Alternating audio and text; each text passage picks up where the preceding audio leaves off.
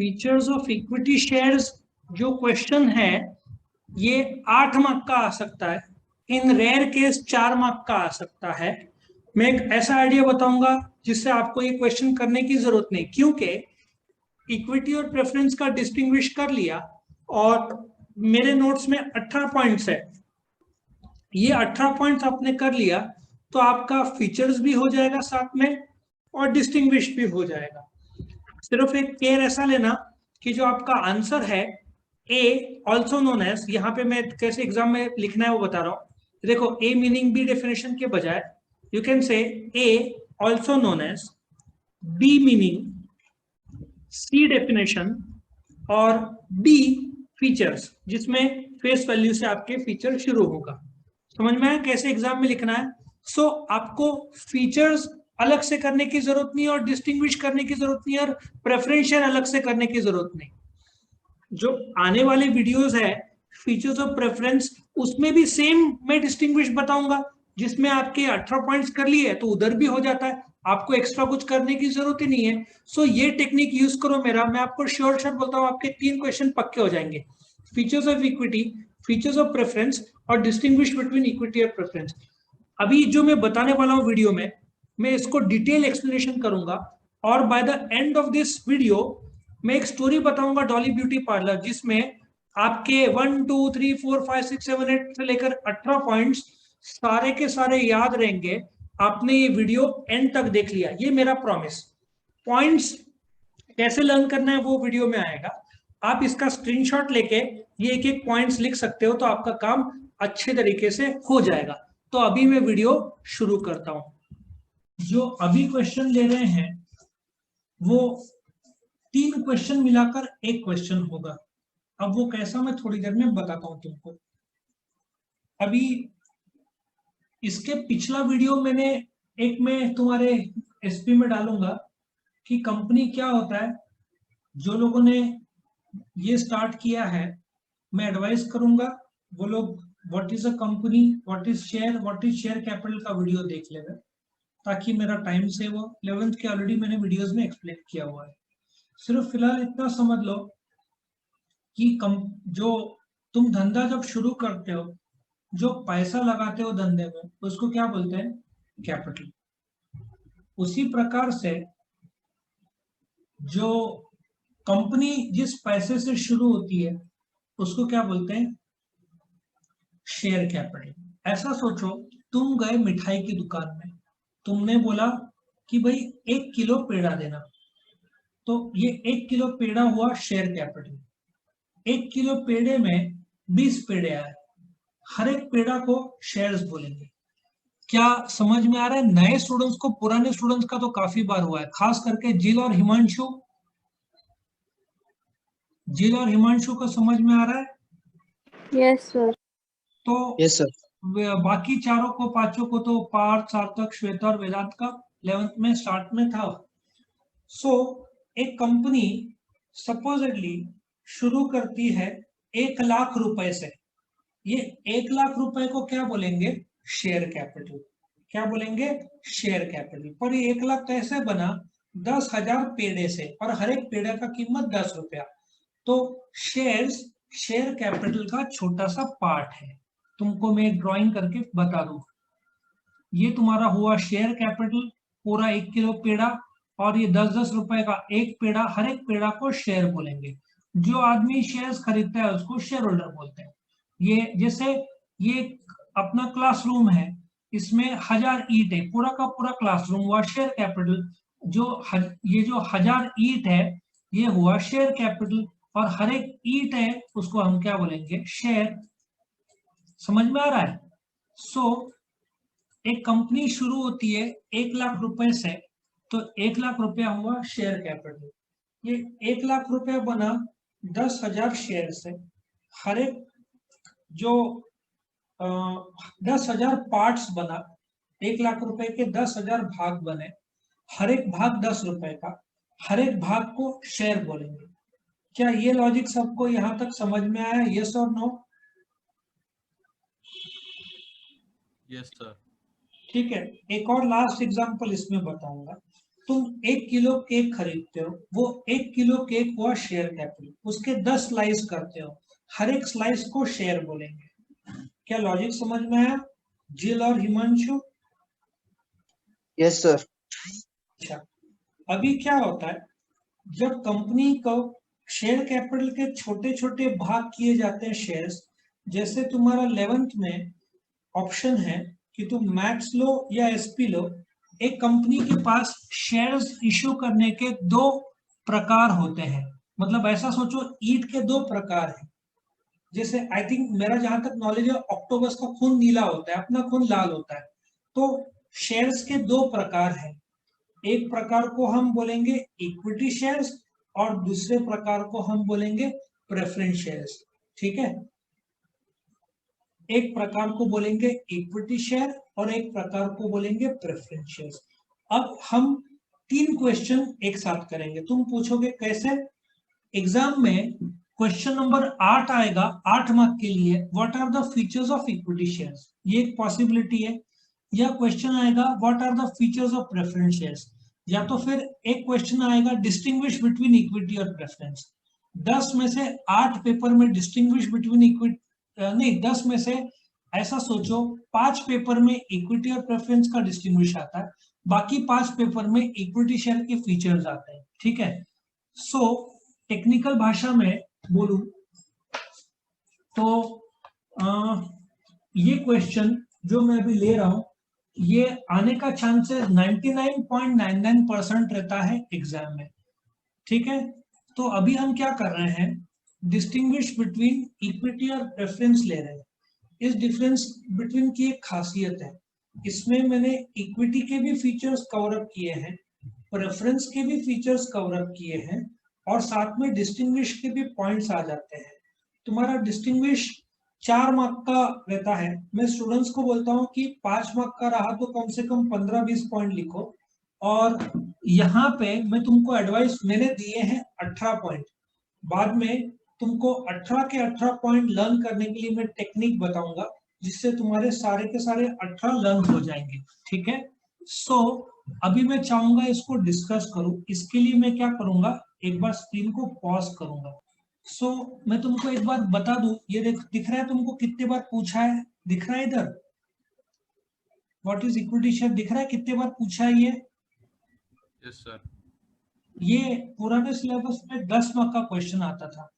मैं चाहता हूं तुम आंसर एबीसी फॉर्म में लिखो, ए मीनिंग, बी डेफिनेशन, और प्रेफरेंस शेयर देखो 5-4 बार पूछा, और डिस्टिंग्विश देखो कितने बार पूछा है, 1 2 3 10 बार करीबन।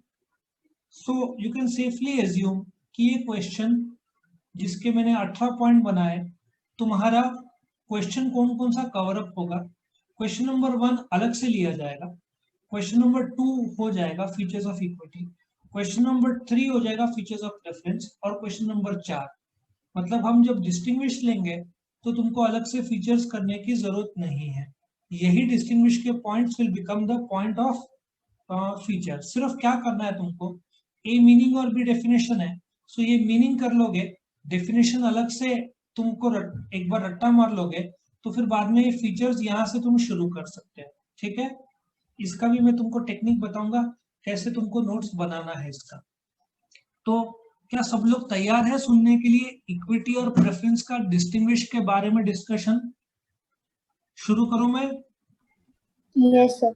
नो, अभी मैं क्या करता हूं, लड़कों को इक्विटी शेयर का रूप देता हूं, लड़कियों को प्रेफरेंस। ना मेरा कोई भेदभाव है, सिर्फ हो सकता है कोई शेयर को बेनिफिट हो, कोई शेयर को नहीं हो, वो प्लस माइनस दोनों के लिए है। एडवांटेजेस लिमिटेशंस तुमको सिलेबस में नहीं है, वो मैंने इसमें सिखाया है, बीबीए वालों को है, तो वो मैं सिखाऊंगा नहीं क्योंकि वो सिलेबस में नहीं। अभी जो भी यहाँ पे जेंटलमैन है क्लास में, वो इक्विटी का शेयर खरीदेंगे। यहाँ पे हिमांशु, पार्थ, सार्थक और वेदांत, मैंने तुमको ₹1,00,000 का इक्विटी शेयर इश्यू किया, तुमने मुझे ₹1,00,000 दिया।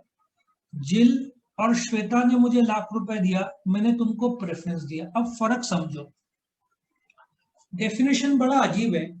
ऐसा तुम्हारे सामने मैं लड्डू और पेड़ा रखूं, मैं बोलूं जो पेड़ा नहीं है वो ऑटोमेटिक लड्डू है, तुम बोलोगे तो कॉमेडी वाली बात हो गई। तो इक्विटी शेयर का भी डेफिनेशन ऐसा ही है, कि इक्विटी शेयर वो है जो प्रेफरेंस शेयर नहीं है। डेफिनेशन गलत भी नहीं है, क्योंकि कंपनी सिर्फ 2 प्रकार के शेयर्स इश्यू कर सकती है, कोई तीसरा प्रकार अलाउड नहीं है। एक होता है इक्विटी शेयर, एक होता है प्रेफरेंस शेयर, कोई थर्ड। हाँ, इक्विटी के फर्दर दो प्रकार है, with disproportionate right, without disproportionate rights. Preference share के अपने 8 प्रकार है, cumulative, non cumulative, participating, non participating, convertible, non convertible, redeemable, non redeemable. अब वो जाने दो, वो 8 प्रकार प्रेफरेंस के सब प्रकार है, वो हमारा नंबर उसका कल आएगा। आज हम इक्विटी और प्रेफरेंस देख रहे हैं। सो अभी जो लड़के लोग, इक्विटी ने मुझे लाख रुपए दिया और लड़कियों ने लाख रुपए दिया, तो फर्क क्या है वो अपन देख रहे हैं। अच्छा, डू यू एग्री कि शेयर्स पे तुमने बैंक में पैसा रखा तो बैंक तुमको रिटर्न्स में क्या देगा? जब बैंक में तुम पैसा रखते हो तो बैंक तुमको क्या देता है? इंटरेस्ट। सॉरी, इंटरेस्ट देता है। उसी प्रकार से जब तुम कंपनी में शेयर्स में पैसा लगाते हो तो कंपनी तुमको डिविडेंड देती है। आया समझ में? जैसे तुमने बैंक में लाख रुपए रखा, बैंक तुमको 5% डिपॉजिट्स पे ब्याज देगा, इंटरेस्ट जिसको बोलते हैं, ठीक है ना? उसी प्रकार से जब तुमने कंपनी के शेयर्स पे पैसा लगाया तो कंपनी तुमको रिटर्न्स के तौर पर डिविडेंड देती है। फॉर एग्जाम्पल, तुमने मुझे 1 लाख दिया, लड़कों ने इक्विटी, लड़कियों ने 1 लाख दिया, 2 लाख, 2 लाख मैंने धंधे में पैसा लगाया, मैंने नफा कमाया 40,000 रुपया। उस 40,000 में से मैं तुम लोग दोनों को डिविडेंड दूंगा। अब फर्क देखो, जब डिविडेंड देने की बारी आएगी, याद रखो बीवाई के कॉलेज में जब एडमिशन होता है, मैथ सबसे पहले फुल होता है। कभी भी बच्चे जिनको 100 और 110th में है, वो लोग मैथ्स के लिए अप्लाई करते हैं, मैथ्स फुल हो जाता है, फिर एसपी बाकी में चला जाता है। उसी प्रकार से जब मैं डिविडेंड दूंगा तो लाइन में पहले प्रेफरेंस वाले होंगे, उनको पहले डिविडेंड दिया जाएगा, उसके बाद इक्विटी को दिया जाएगा। इक्विटी शेयर वाले बोलेंगे तो भेदभाव है। द आंसर इज, दूसरे चीजों में बेनिफिट बहुत ज्यादा इक्विटी को प्रेफरेंस है। तो प्रेफरेंस शेयर को डिविडेंड जब देने की बारी आती है तो पहले प्रेफरेंस को दिया जाता है। अच्छा, कंपनी बंद हो गई, ठीक है ना? मुझे एक बात बताओ, तुम 12th के बाद सपोजिटली बीवाईके में बीबीए करते हो, एक केटीएचएम का स्टूडेंट है, तो बीवाईके बीबीए के लिए 12th बीवाईके वाले को प्रेफरेंस देगी क्या केटीएचएम स्टूडेंट को प्रेफरेंस देगी? बीवाईके कॉलेज बीबीए स्टूडेंट को प्रेफरेंस देगी क्या केटीएचएम के स्टूडेंट को प्रेफरेंस देगी? जवाब दो। कॉमन सेंस है, बीवाईके किसको प्रेफरेंस देगी? बीवाईके के स्टूडेंट को। उसी प्रकार से जब कंपनी बंद हो जाती है, सपोजिटली मैंने कंपनी किसी कारणवश घाटा खा गई, बंद हो गई, 1.5 लाख ही मिला, तो 1.5 लाख में से पहले 1 लाख प्रेफरेंस को जाएगा, पहले लाइन में वो खड़े रहेंगे, फिर 50,000 इक्विटी को जाएगा, बाकी 50,000 जो इक्विटी शेयर होल्डर ने दिया वो डूब जाएगा उनका। तुम बोलोगे तो अन्याय है, लेकिन इक्विटी शेयर होल्डर्स के जो बेनिफिट्स है वो बहुत ट्रिमेंडस है, वो जो मैं धीरे धीरे बताऊंगा। सो इक्विटी और प्रेफरेंस में सबसे पहला फर्क है कि जब कंपनी डिविडेंड देती है तो लाइन में खड़े रहते हैं पहले प्रेफरेंस। जब कंपनी बंद हो जाती है, जिसको टेक्निकल भाषा में वाइंडिंग अप या तो लिक्विडेशन बोलते हैं, कंपनी बंद हो गई है, तो जब कंपनी बंद हो जाती है, तुमने बैंक में एफडी का अकाउंट क्लोज कराया तो तुमको वापस पैसा मिलना चाहिए। उसी प्रकार से जब तुमने कंपनी में पैसा लगाया, जब कंपनी बंद हो रही है तो कंपनी को की जवाबदारी है तुमको पैसा वापस करने की। सो ये जो पैसा वापस कंपनी करेगी, लाइन में पहले प्रेफरेंस खड़े होंगे, उनको पहले लाख रुपए दिया जाएगा, फिर पैसा बचा तो इक्विटी को दिया जाएगा, नहीं बचा तो इक्विटी शेयर डूबेगा। मतलब इक्विटी शेयर का रैंक आखिरी में है, पेमेंट का पहला प्रेफरेंस है। दूसरा, क्या पहला पॉइंट सबको समझ में आया? यस और नो बोलो, क्लियरली बोलो please. Yes Yes, sir. Now point number 2, equity share को ऑर्डिनरी कैपिटल भी बोलते हैं, रिस्क कैपिटल भी बोलते हैं, वेंचर कैपिटल। रिस्क क्यों? डिविडेंड लास्ट मिलता है, रिपेमेंट ऑफ कैपिटल लास्ट मिलता है। वेंचर मतलब जहां पे रिस्क है। नॉर्मली ऑर्डिनरी कैपिटल, लेकिन शेयर बाजार की भाषा में मैं इक्विटी वर्ड यूज करूंगा। मेरे मुंह से ऑर्डिनरी कैपिटल तुम बहुत कम सुनोगे, क्योंकि नॉर्मली शेयर्स में जब हम बात करते हैं किसी से तो इक्विटी वर्ड यूज करते हैं, हालांकि उसके अलग अलग नाम है, ठीक है ना? प्रेफरेंस को सेफ कैपिटल बोलते हैं, स्टेबल कैपिटल बोलते हैं, लेकिन शेयर बाजार में या मार्केट में स्टेबल या सेफ नाम नहीं यूज होता, प्रेफरेंस ही होता है। ये ऑल्सो नोन एज है, बट ये ऑल्सो नोन एज वाले नाम बहुत रेयरली यूज होते हैं। नाउ फेस वैल्यू भी भक्कम पॉइंट नहीं है, क्योंकि इक्विटी शेयर इन्होंने बोला है 1 रुपया 10 रुपए का, ये नॉमिनल वैल्यू है फेस वैल्यू, जैसे एक पेड़ा 10 रुपए का, जबकि प्रेफरेंस शेयर का एक पेड़ा रुपया 100 रुपए का होगा, उससे तो फर्क पड़ता नहीं है।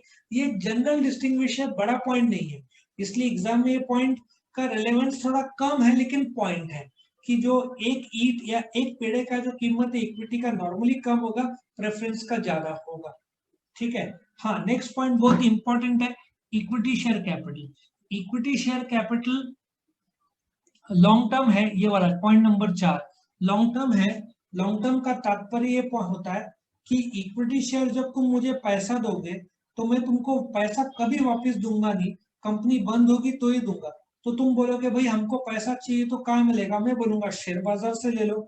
सो period of time equity share का लॉन्ग टर्म रहता है, प्रेफरेंस शेयर्स का मीडियम टर्म और लॉन्ग टर्म बोला है। लेकिन उसमें भी जो नया कायदा आया है, जो कंपनीज अमेंडमेंट एक्ट 1988 में आया, उसमें मैं इक्विटी शेयर परमानेंट 100 साल के लिए इश्यू कर सकता हूँ, लेकिन प्रेफरेंस शेयर्स का कायदा है कि वो 20 साल के ऊपर इश्यू नहीं कर सकते।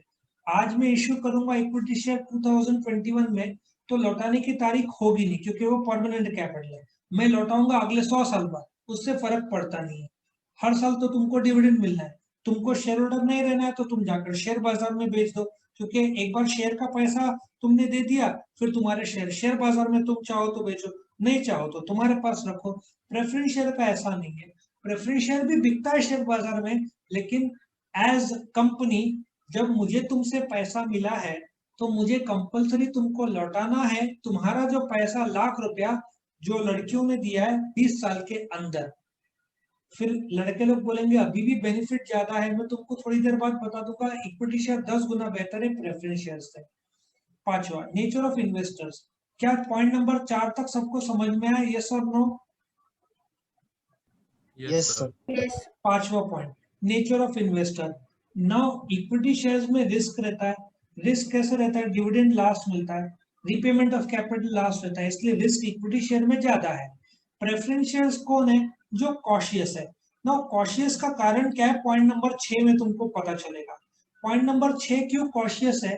क्योंकि जब मुझे इक्विटी वालों ने, लड़कों ने लाख रुपए दिया, प्रेफरेंस वालों ने लाख रुपए दिया, दोनों को डिविडेंड देना है, लेकिन एक बड़ा फर्क है। प्रेफरेंस शेयर होल्डर जो लड़कियां हैं उनको मैं डिविडेंड फिक्स दूंगा, फॉर एग्जांपल 10%, मतलब लड़कियों को हर साल डिविडेंड 10,000 मिलना तय है, फिक्स रेट है। इसका मतलब जो रिटायर्ड लोग हैं वो लोग को फिक्स इनकम चाहिए तो वो लोग प्रेफरेंस शेयर्स में लगाएंगे। तो इक्विटी शेयर बोलेंगे उनका क्या, इक्विटी शेयर होल्डर्स का जो रिटर्न है वो भी डिविडेंड है, लेकिन रेट फिक्स नहीं रहता, वो फ्लक्चुएटिंग रहता है। अभी अशोका बिल्डकॉन ने पिछले 3 साल में डिविडेंड नहीं दिया, क्योंकि उनको इन्वेस्टमेंट करना था, तो उन्होंने 3 साल से डिविडेंड नहीं दिया, तो 0 डिविडेंड। तुम बोलोगे यहाँ पे भी प्रेफरेंस बेहतर है, लेकिन इक्विटी शेयर में ऐसा भी हो सकता है, इक्विटी शेयर में तुमने मुझे 1 लाख दिया, मैंने तुमको 70,000 रुपए का डिविडेंड दिया, 70%। सो इक्विटी शेयर में it can be 0, it can be 5, it can be 10, it can be 20, 30, 40, 60, 70, 80, 90, 100, कितना भी हो सकता है। सो ज्यादातर इक्विटी शेयर होल्डर्स को डिविडेंड अच्छा मिलता है, तो यहाँ पे फायदा होता है, लेकिन नुकसान भी होता है कि कंपनी घाटे में है तो फिर डिविडेंड देती नहीं है। प्रेफरेंस शेयर्स का रेट ऑफ डिविडेंड फिक्स रहता है, इक्विटी शेयर का डिविडेंड फ्लक्चुएटिंग रहता है, इट कैन बी लेस और more depending upon the type of company. क्या सबको समझ में आया रेट ऑफ डिविडेंड के बारे में? किसका फिक्स्ड है बताओ? प्रेफरेंस का। किसका फ्लक्चुएटिंग है? इक्विटी का। फिर टाइप्स, इक्विटी के 2 ही प्रकार है, एक विद वोटिंग राइट्स जो मीटिंग में होता है, और विद डिफरेंशियल वोटिंग राइट्स, मतलब उनको डिविडेंड मिलेगा पर वो लोग मीटिंग अटेंड नहीं कर सकते। सो ऐसा सोचो कि एसपी के स्टूडेंट्स, जैसे इक्विटी के जो है लड़के, वो क्लासरूम में एक ऑनलाइन और एक ऑफलाइन 2 ऑप्शन है, प्रेफरेंस को 8 ऑप्शन है अलग अलग क्लासरूम्स के। सो इक्विटी के 2 ऑप्शन है, एक वोटिंग राइट जो मीटिंग में अटेंड करके वोट कर सकते हैं, विद डिफरेंशियल राइट। अभी टाटा मोटर्स के ऐसे 2 प्रकार के शेयर्स है।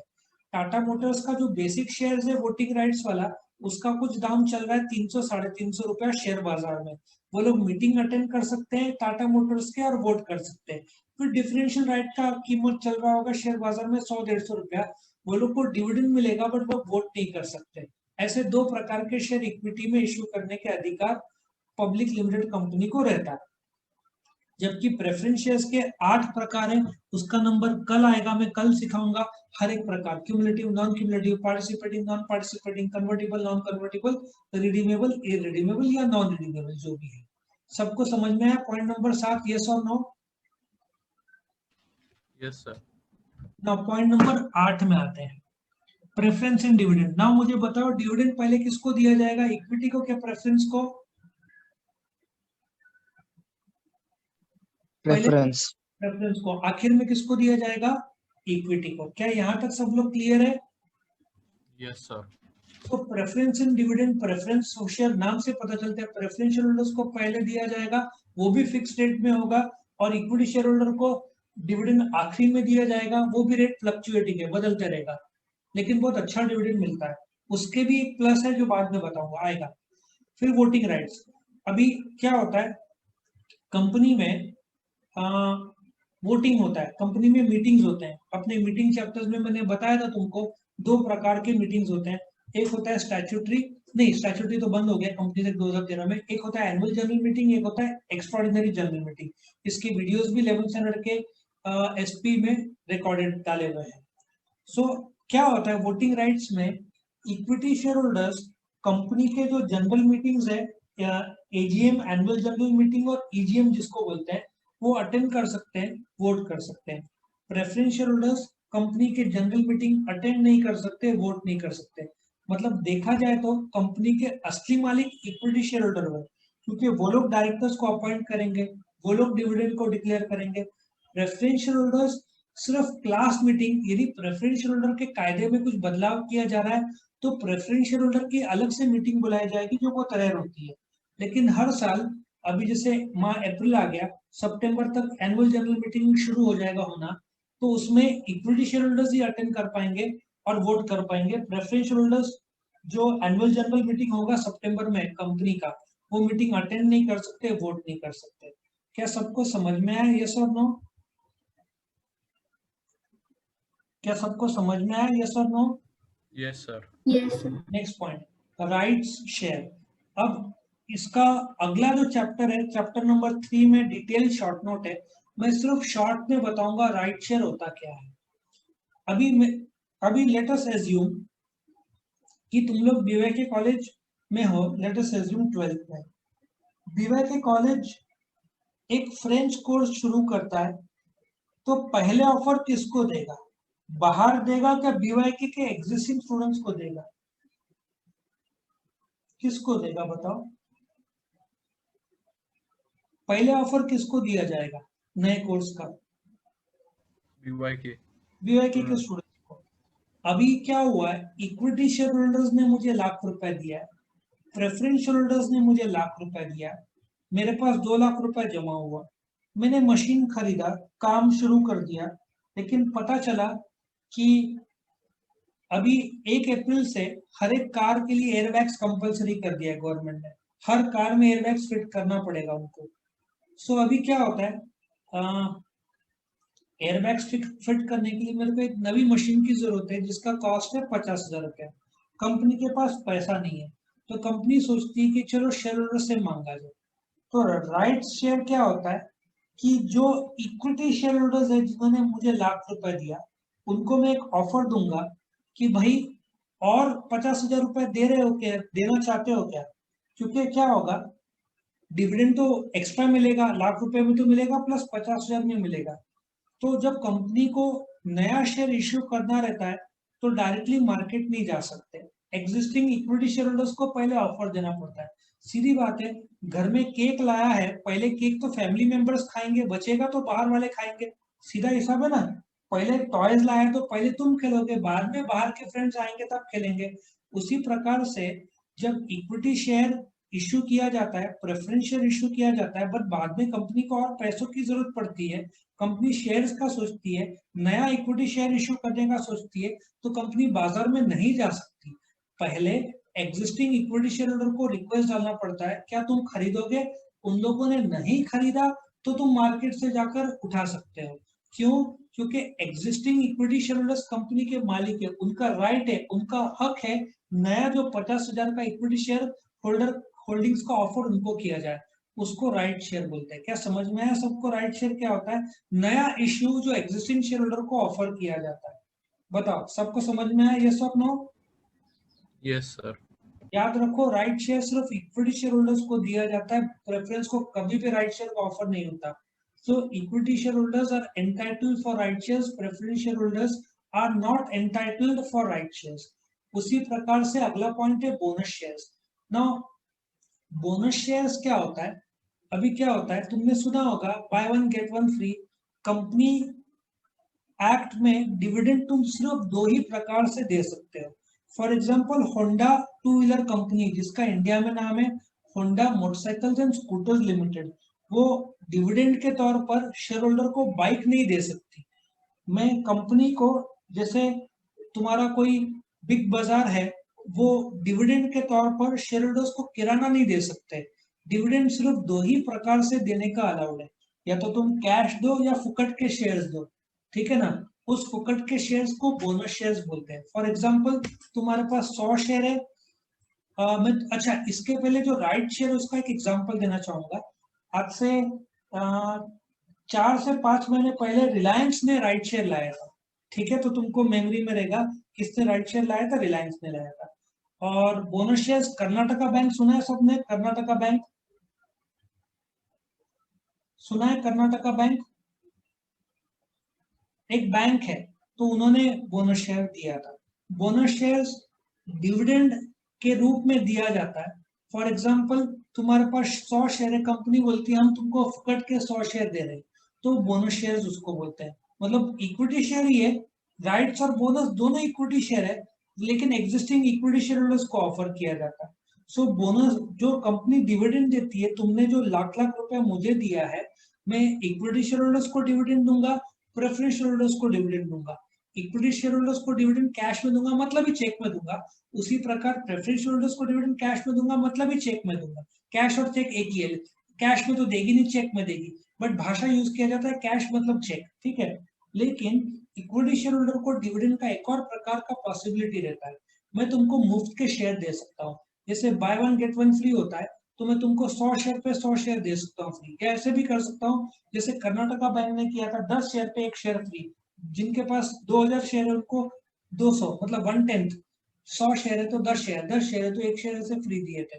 सो बोलने का तात्पर्य यह है, बोनस शेयर डिविडेंड के रूप में फुकट के शेयर्स लिए दिए जाते हैं इक्विटी शेयर होल्डर्स को।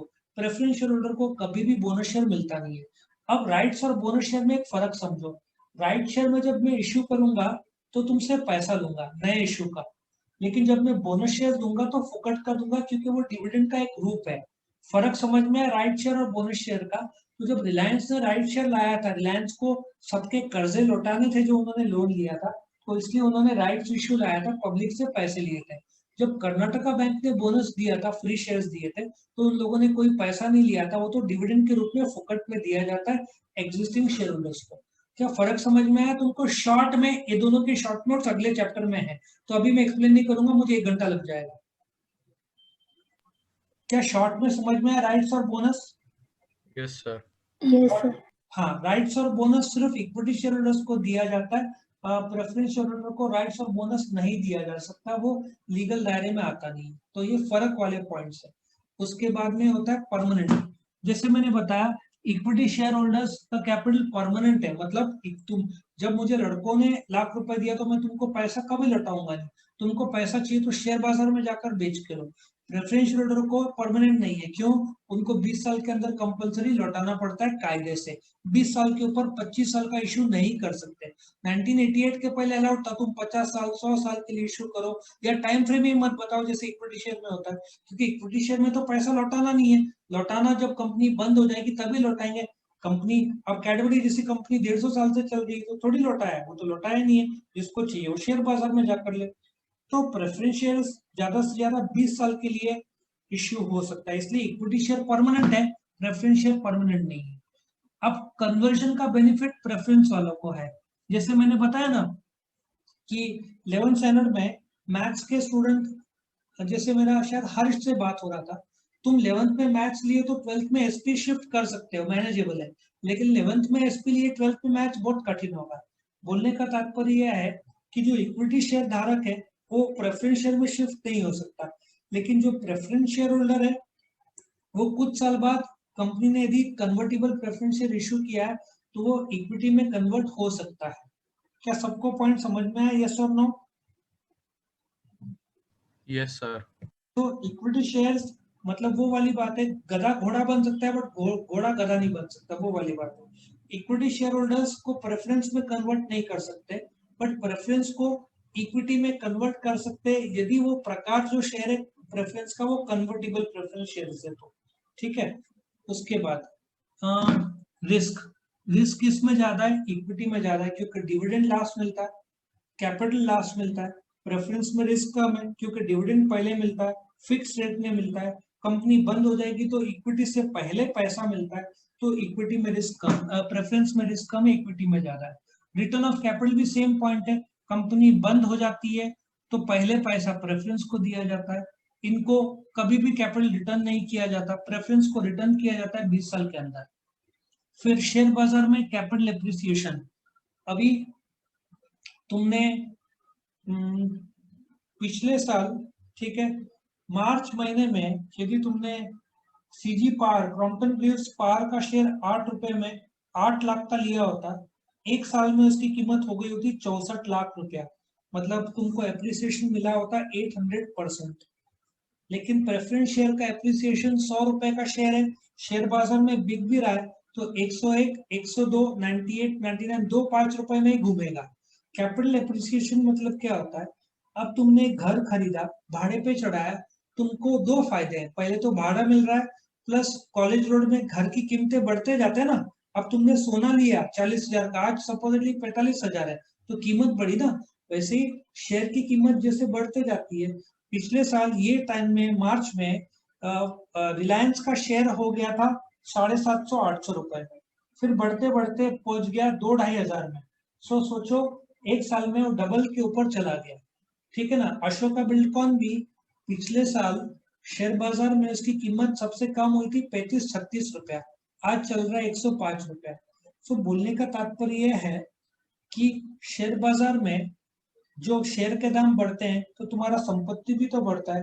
तुमने कॉलेज रोड में घर लिया 10 साल पहले 50 लाख का, आज है 1 करोड़ रुपए का, तो तुम्हारी संपत्ति बढ़ी ना।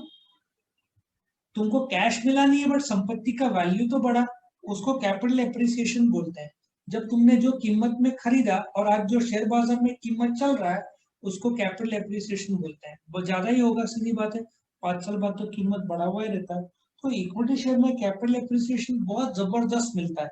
यदि अच्छा शेयर, टाइमली शेयर लो और फिर रुको कुछ महीने और साल तो तुमको बहुत अच्छा रिटर्न मिलेगा। प्रेफरेंस शेयर्स, एक तो रेट ऑफ रिटर्न फिक्स्ड है, 20 साल के अंदर लौटाना है तो उसका रिटर्न बहुत, डिविडेंड में भी फिक्स रहता है और शेयर बाजार में भी 100 रुपया है तो 102, 105, 95 उतना 5-6 रुपए में खेलेगा, उसके ऊपर नहीं, क्योंकि सेफ कैपिटल है। लेकिन शेयर बाजार 100 का 150 भी हो सकता है अभी, पर नुकसान भी हो सकता है। जैसे अनिल अंबानी का जो कौन सा था, रिलायंस कम्युनिकेशन नाम सुना है कंपनी का? रिलायंस कम्युनिकेशन, उसका दाम था 900 रुपया। कुछ महीने पहले कितना दाम हो गया था रिलायंस कम्युनिकेशन का, पता है तुमको? 900 रुपए का शेयर क्या दाम हो गया था, कोई आइडिया है? सर 4-5 रुपए। 1 रुपया, 1 रुपया तक पहुंच गया था, 1-1.5 रुपए तक, ऐसी बुरी हालत हो गई थी रिलायंस की। क्योंकि नफा नहीं किया तो शेयर के दाम तो गिरते ही हैं, तो ऐसे नुकसान भी होता है। जेट एयरवेज क्या कीमत है, 800-900 रुपया, आ गया ना, शून्य जैसी हालत हो गई थी उसकी। और अभी तो उड़ ही नहीं रहे फ्लाइट, तो क्या कीमत रहेगा, कमाने का जरिया ही नहीं तो क्या कीमत मिलेगा। तो ये था तुम्हारा कैपिटल एप्रिसिएशन।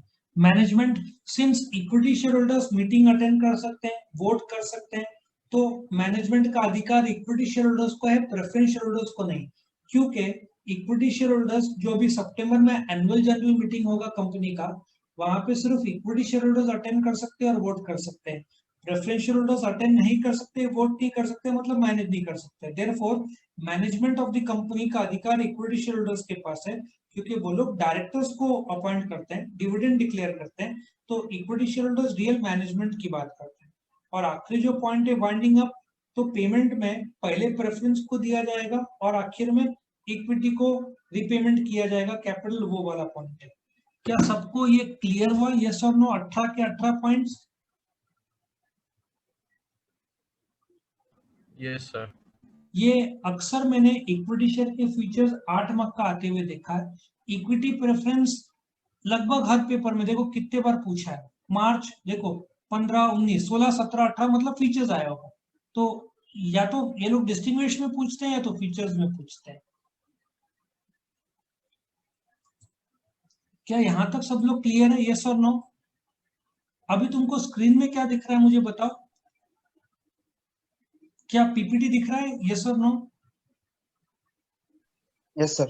Yes sir. अच्छा, अभी तुमको ये 18 के 18 पॉइंट लर्न करना है, ठीक है? अभी मुझे बताओ कितना टाइम लगना चाहिए ये लर्न करने के लिए? ऑन एन एवरेज बच्चों को 15-20 मिनट तो लगना चाहिए ये पॉइंट्स लर्न करने के लिए। क्या लगता है उससे कम क्या ज्यादा, कितना टाइम लगेगा?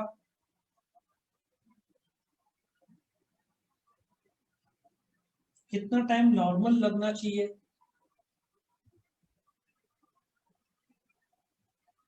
क्या लगता है तुमको? Sir, 30 minutes. 30 मिनट्स।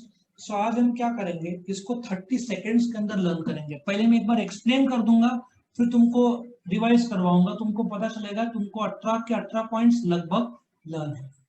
आज से 3 साल पहले बच्चे मेरे पास आए थे कि सर समझा पूरा है लेकिन पॉइंट्स याद नहीं। और सब बच्चे लोग जनवरी में आए थे, पढ़ते तो है नहीं बच्चे, आजकल रिसेंटली तो पढ़ रहे हैं, लेकिन उनको समझना पूरा था, कंसेप्चुअल क्लैरिटी बहुत अच्छा था उनका, लेकिन अभी मेहनत जो चाहिए पॉइंट्स लर्न करने के लिए उन्होंने की नहीं। उन्होंने बोला सर कुछ तो आइडिया करो जिससे हम लर्न कर सके। तो इमरजेंसी का टाइम था, तो मैंने बोला मेरे को एक दिन दो। तो उस दिन शाम को, उस दिन क्या हुआ था, उसके आसपास एक पिक्चर रिलीज हुई थी, याद है? जॉली एलएलबी करके कोई तो पिक्चर है, जॉली एलएलबी करके यस अक्षय सर। कुमार की पिक्चर है। तो मेरे मन में एक आइडिया आया, उसके नाम पर ही एक स्टोरी बनाओ। तो मैंने क्या किया, जॉली जो है एलएलबी उसकी बहन बना दी, उसका नाम रख दिया डॉली ब्यूटी पार्लर, ठीक है? तो ये स्टोरी 4 साल से चल रहा है और हर बैच में ये स्टोरी सबको कंफर्टेबल लगता है। तो अभी मैं एक एक करके पॉइंट को गिनाऊंगा और फिर हम डिस्कस करेंगे, ठीक है? नाउ ये स्टोरी शुरू याद रखो। पॉइंट नंबर 1 हमेशा मीनिंग, मैंने ओसी में भी बताया था, इकोनॉमिक्स में भी बताया, सब जगह पॉइंट नंबर 1 सेम रहेगा meaning. And example, graph, chart जैसे इकोनॉमिक्स रहा, ओसी रहा तो एग्जाम्पल। इसमें एग्जाम्पल कुछ जगह पे दे सकते हैं बट जरूरी नहीं। वैसे भी 18 पॉइंट तो सॉलिड पॉइंट हुए, 4 मार्क के लिए या 8 मार्क के लिए तुमको 18 पॉइंट लिखना है, मतलब फुल मार्क्स मिल जाएगा। अब मैंने क्या बताया था कि point number 2 also known as, ऐसा सोचो जो जॉली एलएलबी की एक और सिस्टर मतलब बहन रहती है, उसका एक और नाम है डॉली ब्यूटी पार्लर, मतलब वो एक डॉली ब्यूटी पार्लर चलाती है, ठीक है? यहां तक सबको समझा? आवाज आ रही है मेरी सबको? Yes sir. आवाज आ रही है लड़कियां? श्वेता जी आवाज आ रही है? Yes, sir. लड़के Yes, sir. को आवाज आ रही है? ठीक है। अब थर्ड पॉइंट, अब ध्यान से देखो, तुमको बड़ा अच्छा लगेगा। नाउ डॉली ब्यूटी पार्लर है, उस जॉली एलएलबी की बहन रहती है डॉली, वो, एक मिनट, हाँ, अभी ध्यान से सुनो। डॉली फेस के मेकअप के लिए, फेस वैल्यू तुमको कैसे याद रखना है, एक और नाम रहता है जॉली, नहीं डॉली, जॉली की बहन डॉली, वो फेस के मेकअप के लिए बहुत टाइम लगाती है। डॉली फेस के मेकअप के लिए, फेस वैल्यू का फेस हुआ, बहुत टाइम लगाती है, पर उसका नेचर अच्छा है। देखा फोटो? पार्थ जानता है इसको? पार्थ जानता है? नहीं जानता? सार्थक जानता है इसको? नहीं सर। नहीं, कोई बात नहीं। किसी की फ्रेंड है? नहीं है? श्वेता जानती है? नहीं सर। नहीं, अरे कैसे कैसे? So Dolly, also known as Dolly, face के मेकअप के लिए बहुत टाइम लगाती है और उसका नेचर अच्छा है। याद रहेगा, 3 point automatic, 4 point automatic learn हो जाएंगे। जॉली की बहन का नाम है also known as Dolly, face के मेकअप के लिए बहुत टाइम लगाती है पर उसका नेचर अच्छा है। पार्थ, आवाज आ रही है कि नहीं आ रही है? पार्थ, पार्थ क्यों शांत है आज? अटक के आ रही है। हाँ हाँ पार्थ, बीच बीच में कट रही है सर आवाज। हाँ पर थोबड़ा तो दिख रहा है इसका, डॉली का थोबड़ा दिखा कि नहीं? हाँ सर दिखा ना। सो ऑल्सो नोन एज, क्या तुमको पहले 5 पॉइंट लर्न हो गए या क्लियर हुआ? ये सब नो बोलो,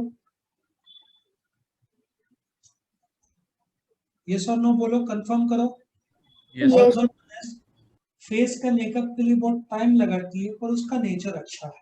ठीक है, आगे बढ़ते हैं। अभी क्या होता है कि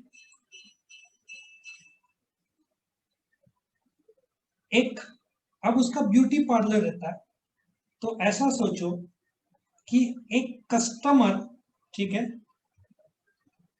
अब ऐसा सोचो ब्यूटी पार्लर के अंदर का सीन है। टेबल है, तुम सोचो, इमेजिन करो ब्यूटी पार्लर है, एक टेबल है, टेबल के पीछे डॉली खड़ी हुई है, उसके हाथ में रेड कार्ड है, एक कस्टमर आता है, ठीक है, और ठीक है, ब्यूटी पार्लर के अंदर का सीन है, एक कस्टमर आता है, डॉली के हाथों में रेड कार्ड है, और जैसे वो तुम्हारा रहता है ना हेयर कलरिंग और ब्लीचिंग और मेकअप दुनिया भर का जो है, सो एक आदमी आता है और मेकअप के अलग अलग टाइप्स देखता है। ठीक है, तो अब जैसे पॉइंट नंबर 5 क्या था, उसका नेचर अच्छा रहता है। ब्यूटी पार्लर का सीन है अगला, एक टेबल है, उसके पीछे डॉली खड़ी हुई है, उसके पास रेड कार्ड है, एक कस्टमर आता है और वो पूछता है कि मुझे कागज दिखाओ, अलग अलग टाइप्स ऑफ सर्विसेज में देखना चाहता हूँ।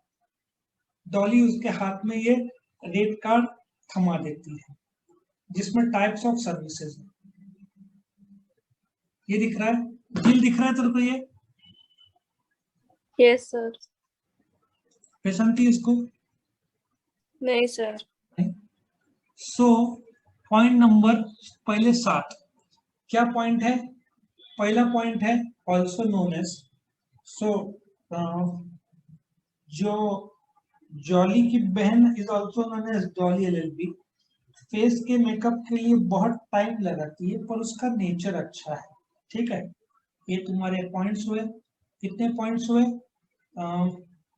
5 पॉइंट्स हुए। पहला तो स्टैंडर्ड मीनिंग है। छठवां पॉइंट का सीन मैं चाहता हूं तुम इमेजिन करो, ब्यूटी पार्लर के अंदर है, डॉली के हाथ में रेड कार्ड है और अलग अलग सर्विसेज जैसे कलरिंग, कटिंग और जो भी है services, washing of hair and so on. So एक आदमी आता है, वो पूछता है कि मैं जानना चाहता हूँ अलग अलग सर्विसेज कौन कौन सी है।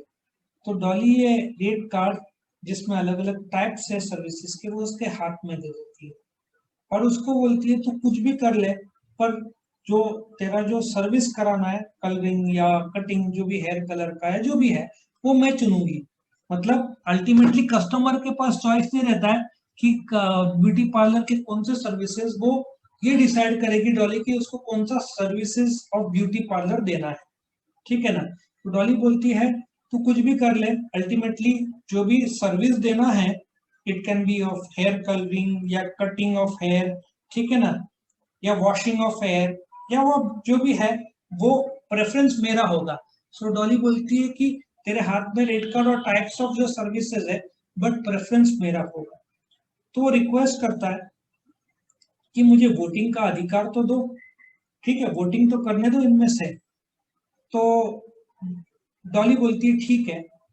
डॉली क्या करती है, उसके हाथ में 2 पर्ची देती है, 2 चिट्स जो बोलते हैं ना, 2 पर्च वोट, उसको बोलती है ठीक है मैं तेरे को वोट करने के लिए 2 कागज देती हूँ।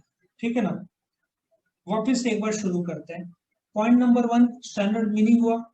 पॉइंट नंबर 2 क्या है बताओ?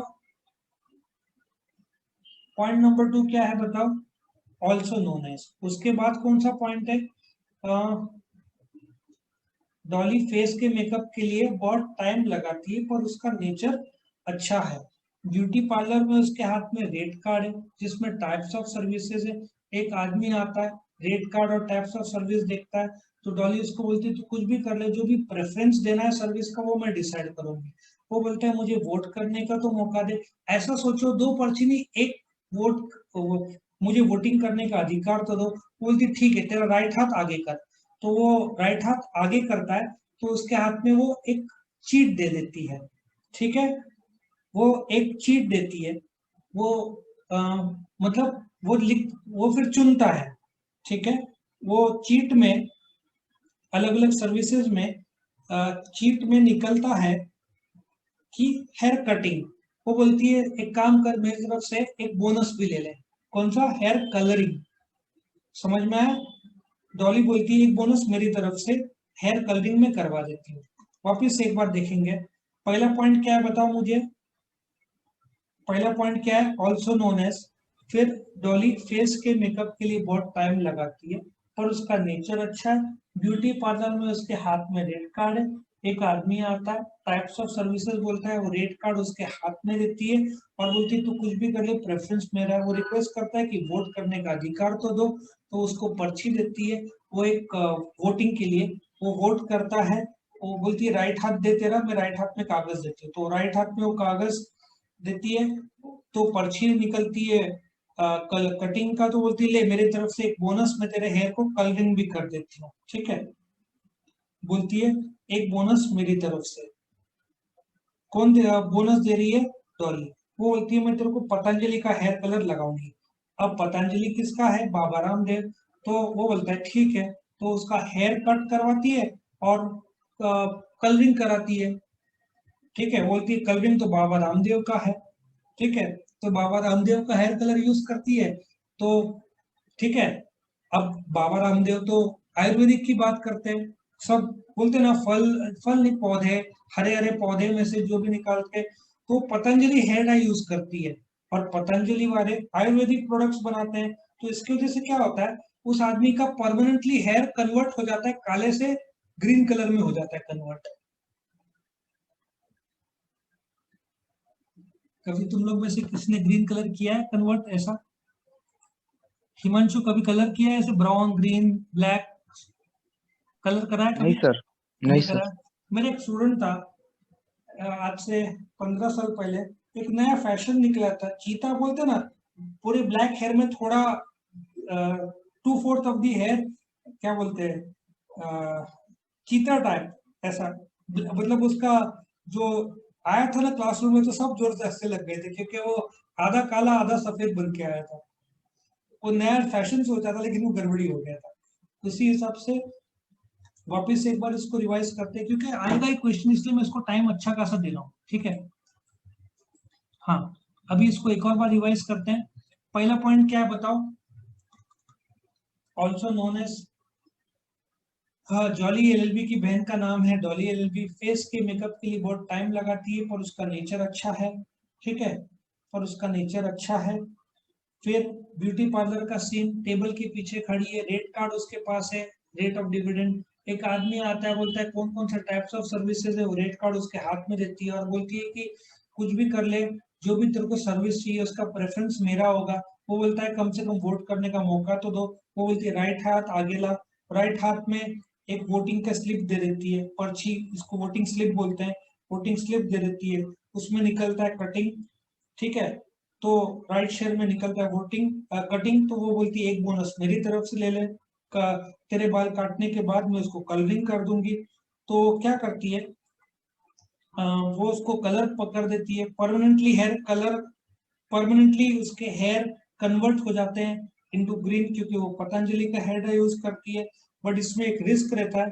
रिस्क किस प्रकार का रहता है? क्योंकि उसके बाल ग्रीन हो गए, ये देखकर ये देखकर गाय भैंस को लगता है कि चारा है, ग्रीन है, बोलते बोलते ना, पौधा या हरियाली है, तो रिस्क रहता है कि भैंस उसके पीछे पड़ जाते हैं, फिर वो उसको बोलती है 5,000 रुपए निकालो, शॉक में हो जाता है कि रिटर्न ऑफ कैपिटल 5,000 इतना ज्यादा क्यों, वो बोलती है कि इतना बढ़िया बाल काटा, तेरा ग्रीन करके दिया 5,000 रुपया, वो फिर मजबूरी में 5,000 रुपया देता है।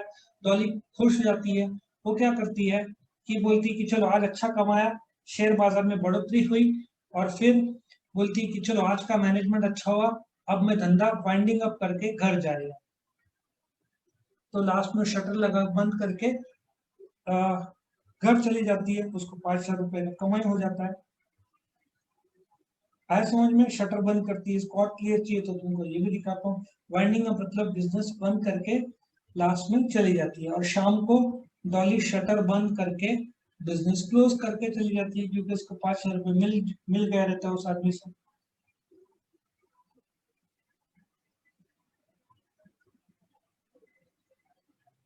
ठीक है, अभी लास्ट में सारे पॉइंट्स डिस्कस करेंगे।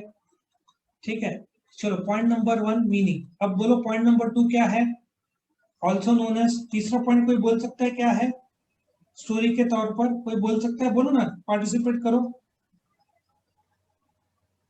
पार्टिसिपेट करो फटाफट। Face value. फेस के मेकअप के लिए बहुत टाइम लगाती है, ठीक है, पर उसका क्या अच्छा है? नेचर अच्छा है। फिर नेक्स्ट सीन क्या है? ब्यूटी पार्लर के अंदर टेबल के पीछे वो खड़ी है, रेड कार्ड उसके पास है, और उसमें क्या है? Types of services. एक आदमी आता है तो क्या उसको बोलती है, तो कुछ भी कर ले, जो ब्यूटी पार्लर के सर्विसेज का प्रेफरेंस क्या होगा? मेरा होगा। तो वो क्या रिक्वेस्ट करता है? भाई मुझे वोटिंग तो करने को दे। तो वो वोटिंग का एक स्लिप देती है और बोलती है राइट हाथ आगे कर। तो वो राइट हाथ आगे करता है, वो वोट करता है। वो बोलती है बोनस मेरी तरफ से ले ले, हेयर कटिंग के साथ में कलरिंग कर देती हूँ। जिस तो कलरिंग करती है तो उसका पतंजलि का कलर यूज करती है, जिसकी वजह से उसके हेयर परमानेंटली कन्वर्ट हो जाते हैं इनटू ग्रीन। बट उसमें एक रिस्क रहता है कि गाय भैंस पीछे पड़ जाते हैं उसके, ठीक है। और फिर बोलती है 5,000 रुपए दे रिटर्न ऑफ कैपिटल, तेरे लिए इतना काम किया, पेमेंट चार्जेस दे, 5,000 रुपए रिटर्न ऑफ कैपिटल। वो देता है 5,000 रुपए, बोलती चलो आज अच्छा शेयर बाजार में कैपिटल की बढ़ोतरी हुई, मैनेजमेंट अच्छा हुआ आज का, अब मैं जा रही हूँ वाइंड अप करके। सो यहाँ पे खत्म होता है। कैसे लगा हमारा ये स्टोरी? कनेक्ट हो रहा है? Yes sir. अब मैं तुमको 5 मिनट दे रहा हूँ, रजिस्टर निकालो, कितने पॉइंट्स याद आते हैं लिख के निकालो, ठीक है। यहाँ पे मैं इधर क्लोज कर रहा हूँ, लेकिन तुम 5 मिनट में लिख के मुझे बताओ। चलो बताओ।